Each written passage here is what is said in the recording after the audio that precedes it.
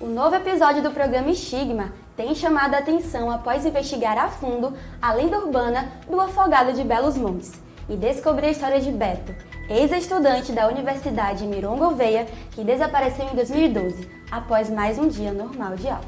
O Estigma revelou que o afogado de Belos Montes é muito mais do que apenas uma famosa lenda urbana da região. É a história de um estudante exemplar que passava por problemas pessoais e acabaram interferindo em seu futuro. Ficou curioso? Então acompanhe nossa matéria com a repórter Isadora do Espírito Santo. As lendas urbanas transitam entre a realidade e a ficção. Muitas vezes são histórias 100% inventadas, que foram passadas através da oralidade, até fazer parte da cultura popular. Algumas histórias baseiam-se em casos reais, que vão sendo recortados em diversas versões, alterando seu conteúdo original. É assim que surgem as histórias aterrorizantes de espíritos e fantasmas que vagueiam por locais, assombrando as pessoas desavisadas que topam com eles pelo caminho. Priscila Schecker, professora de Comunicação Social da Universidade Estadual de Santa Cruz, realizou em 2012 o documentário Além da História, que tinha como tema as lendas urbanas. As lendas urbanas, elas fazem parte da nossa memória coletiva, né? Quando a gente pensa em memória coletiva, a gente pensa nessa história que é a história oficial, que é contada pelos livros de história, mas a gente pensa também nessa memória que é construída, que é tecida, que é reorganizada e que é passada de geração em geração a partir desses casos e contos e lendas, né? E as lendas, elas fazem parte dessa memória coletiva, elas fazem parte de como as pessoas entendem o lugar onde elas vivem, fazem parte de como as pessoas reproduzem essas histórias durante décadas, como elas passam essas histórias de geração para geração, e fazem parte também de como a cidade é vivenciada, de como a cidade ela é percebida, né, pelos seus moradores e de como essas pessoas elas reproduzem essas histórias, né? A senhora morava ali naquela casa da esquina, de frente ao muro do cemitério, e estava de barrigão. Quando ela ganhou o neném, saía essa cobra de dentro do cemitério para a casa dela. E entrava, pegava o seio dela, ia mamava no seio dela, né? Ela mamava no peito da mulher e botava a ponta do cabo na boca da criança. O afogado de Belos Montes é um exemplo de lenda urbana que surgiu de um evento real e foi transformado em história de assombração nos corredores da Universidade Miron Gouveia.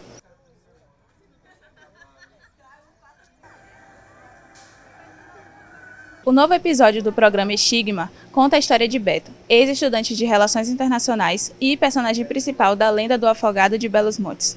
A ideia de produzir esse documentário sobre o afogado de Belos Montes surgiu principalmente quando aquele famoso podcast, o Casos e Causos, publicou um episódio falando sobre essa assombração que aparecia aqui na Universidade Miron Gouveia.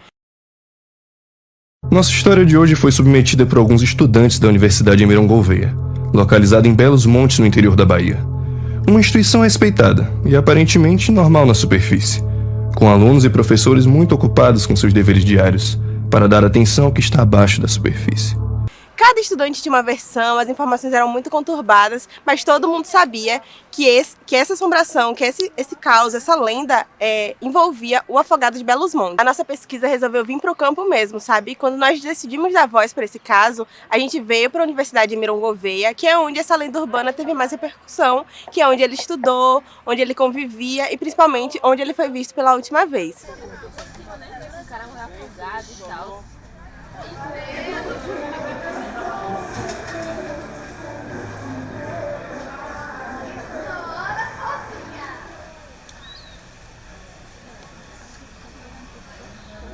Nós tentamos conversar com alguns estudantes, mas a gente não teve muito sucesso, porque quando a lenda passa de ser uma lenda e se torna um caso real de desaparecimento, as pessoas ficam desconfortáveis, ficam com medo de poder dar seu depoimento e acabar se envolvendo demais nesse caso. Agatha Ribeiro, irmã de Beto e jornalista especializada em casos de desaparecimento, em entrevista nos contou que o sumiço de seu irmão foi a grande influência para ela se tornar a profissional que é hoje. Na época que ele desapareceu, eu só tinha 15 anos e eu não pude ajudar da maneira que eu gostaria. Mas assim que eu entrei no terceiro ano do ensino médio, eu decidi que eu faria justiça pelo meu irmão. Não só por ele, mas por todos os casos de desaparecimento sem solução. Uma coisa que eu percebi depois que eu comecei a estudar sobre isso é que há muita inconsistência nos casos de desaparecimento no país. Segundo o Fórum Brasileiro de Segurança Pública, no Brasil, em 2021, 65.225 boletins de ocorrência de desaparecimentos foram registrados pelas polícias civis de todo o país, o que corresponde a uma taxa de 30,7 por 100 mil habitantes. Destaca-se, no entanto, que na contramão dos casos de desaparecimentos, que tiveram crescimento de 3,7%, os registros de pessoas localizadas caiu 1,6% no último ano. Beto, o irmão de Agatha, é um caso que virou estatística. Era o sonho dele ser diplomata e ele não queria desistir disso. Meu pai tinha outros projetos para ele e aí as coisas foram ficando insustentáveis. Cheguei a questionar os meus pais sobre isso, só que para eles era meio que um tabu. Então eu fui falar diretamente com o Beto e ele não mentiu para mim. Ele disse para mim que tinha depressão, tanto que em alguns momentos ele não conseguia fazer coisas básicas como comer, tomar banho, mesmo levantar da cama. E acho que na época também eu era muito nova para entender. E ele falou que estava fazendo tratamento com remédio. E eu percebi até uma melhora. Então, assim, a maioria das vezes eu só achava que ele estava cansado com a faculdade. A psicóloga Maria Clara Câmara, pós-graduada pela PUC de São Paulo e especialista em educação em saúde pública pela UESC, explica. Depressão é um transtorno mental que pode ser leve, moderado ou grave. E o que caracteriza a depressão?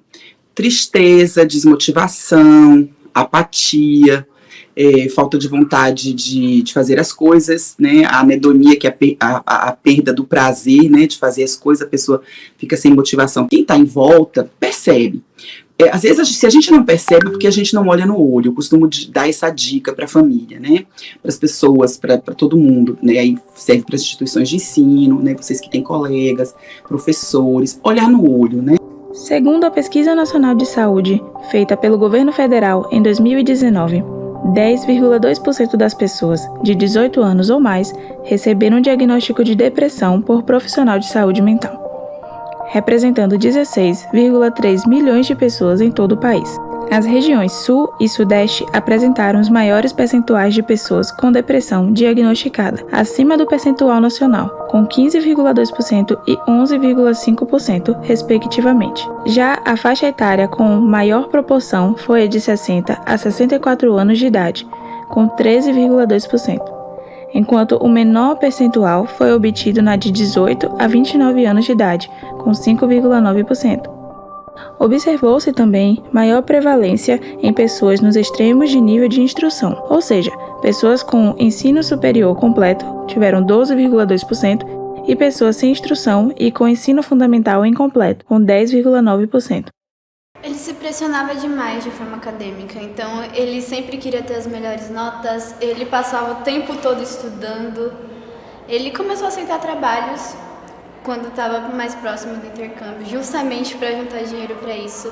Em todas as atividades acadêmicas que ele pudesse entrar, então grupos de estudos, grupos de debate, isso não era saudável para o Beto, ele não tinha um tempo de descanso.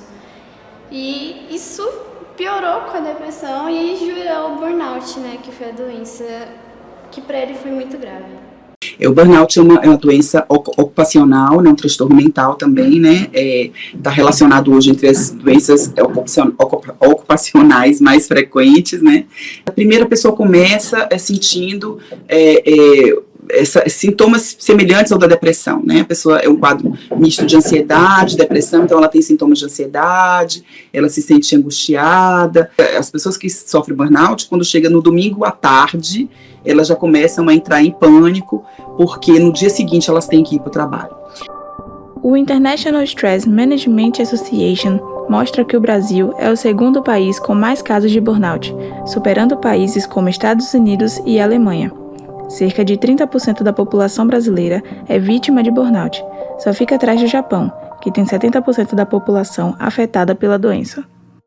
E como você reagiu ao sumiço dele? Na verdade, eu não reagi.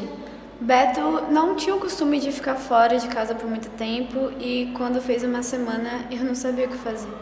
Na verdade, nem o nosso pai com quem ele tanto brigava.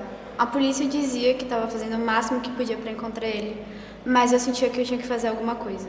Então, eu tinha um blog que eu criei para fazer postagens de adolescente normal e eu comecei a usar esse blog para falar sobre o Beto, falar sobre o desaparecimento dele. E eu recebi muito apoio e também percebi que eu dei suporte para outras pessoas e outras histórias de desaparecimento.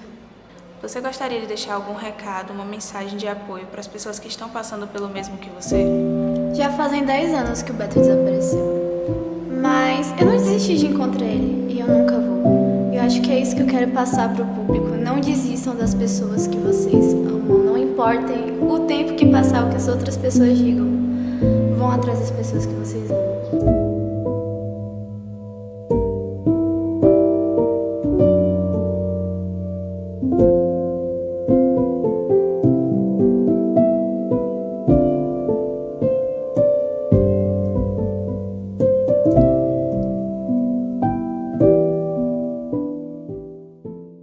Caso você esteja passando por um momento difícil ou conheça alguém que esteja passando por uma situação parecida, entre em contato pelos números 188 da CVV, Prevenção de Suicídio, 192 do SAMU, que faz atendimento de urgência psiquiátrica, e procure um profissional de saúde. Essa foi mais uma edição do Jornal 73. Até amanhã. Tenham uma boa noite e se cuidem!